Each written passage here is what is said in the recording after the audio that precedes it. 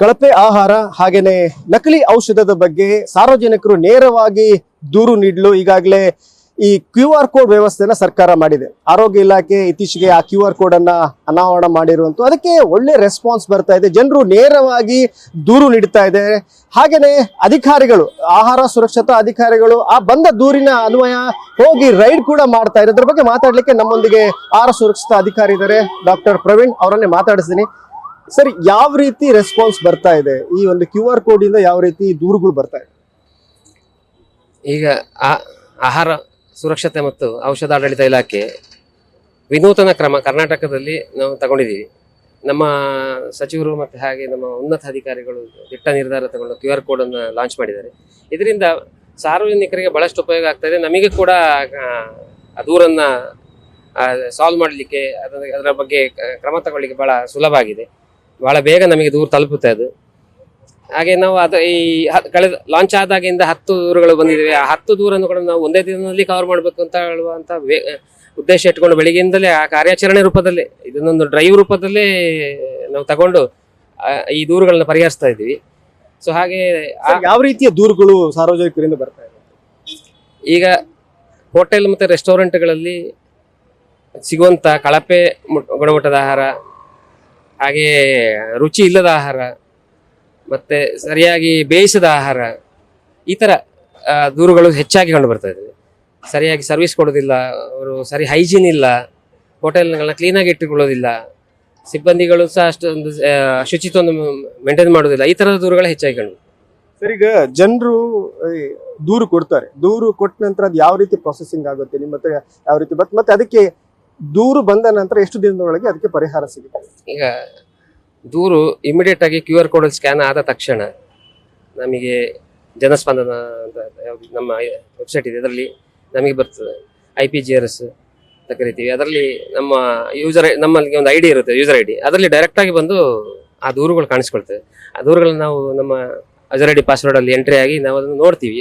ತಕ್ಷಣವೇ ನೋಡ್ಬೋದು ಇಮಿಡಿಯೇಟ್ ಆಗಿ. ಈಗ ಗ್ರಾಹಕರು ಕೊಟ್ಟ ತಕ್ಷಣವೇ ನಮ್ಮ ಐಡಿಯಲ್ಲಿ ಬಂದು ಅದು ಇನ್ಸ್ಟಾಲ್ ಆಗಿತ್ತು. ತಕ್ಷಣಕ್ಕೆ ನಮಗೆ ಪರಿಹಾರ ಕೊಡ್ಲಿಕ್ಕೂ ಸಹಕಾರ ಆಗುತ್ತೆ.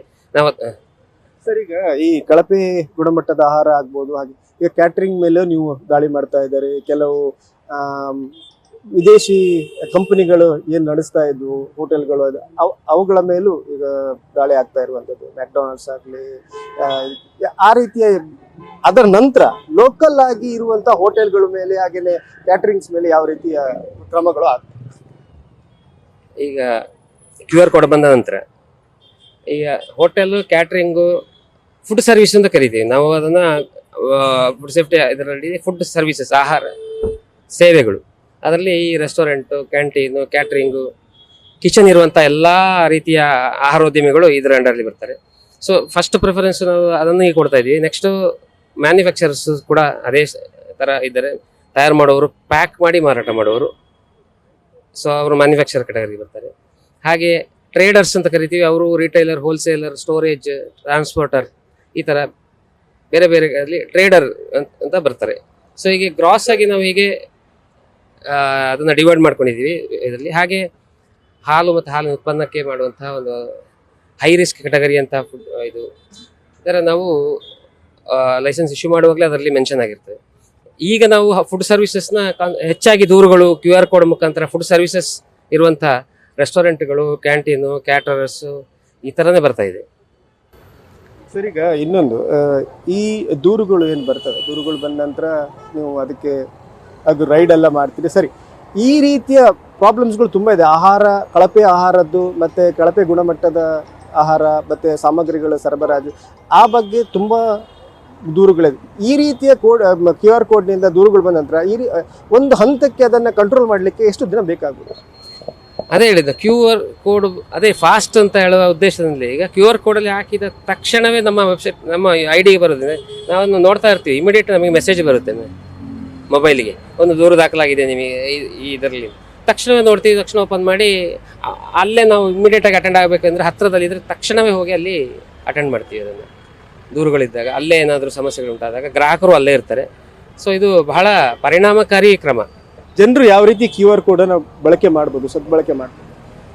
ಜನಗಳಿಗೆ ಅದೇ ತಕ್ಷಣಕ್ಕೆ ಅವರಿಗೆ ಆಹಾರ ಸೇವೆ ಒದಗಿಸುವಲ್ಲಿ ಆಹಾರೋದ್ಯಮಿಗಳು ವಿಫಲ ಆದರೆ ಎಲ್ಲಿ ದೂರು ಕೊಡಬೇಕು ಅಂತ ಅವ್ರಿಗೆ ಡೌಟಲ್ಲಿ ಇದ್ರಲ್ಲ, ಈಗ ತಕ್ಷಣಕ್ಕೆ ಅವರಿಗೆ ಸೇವೆ ಸಿಗುತ್ತೆ. ಆಹಾರ ಸುರಕ್ಷತೆ ಔಷಧಾಡಳಿತ ವಿಭಾಗದ ಇಲಾಖೆಯಿಂದ ತಕ್ಷಣಕ್ಕೆ ಅದಕ್ಕೆ ಪರಿಹಾರ ನಾವು ಕೊಡ್ತಾ ಇದ್ವಿ. ಸೊ ಇದರಿಂದ ಏನಾಗುತ್ತೆ, ಆಹಾರೋದ್ಯಮಿಗಳು ಅಲರ್ಟ್ ಆಗ್ತಾರೆ, ಇವರಿಗೆ ಗ್ರಾಹಕರಿಗೂ ಅನುಕೂಲ ಆಗುತ್ತೆ, ನಮ್ಮ ಇಲಾಖೆಗೂ ನಾವು ಮಾಡುವಂಥ ಕೆಲಸದಲ್ಲಿ ರೆಕಗ್ನಿಷನ್ ಸಿಗುತ್ತೆ. ಧನ್ಯವಾದ ಸರ್. ಇದಿಷ್ಟು ಡಾಕ್ಟರ್ ಪ್ರವೀಣ್ ಅವರ ಮಾತು. ಕ್ಯಾಮರಾಮನ್ ಪ್ರಶಾಂತ್ ಅವರೊಂದಿಗೆ ಕಿರಣ್ ನ್ಯೂಸ್ ಫಸ್ಟ್ ಮಂಗಳೂರು.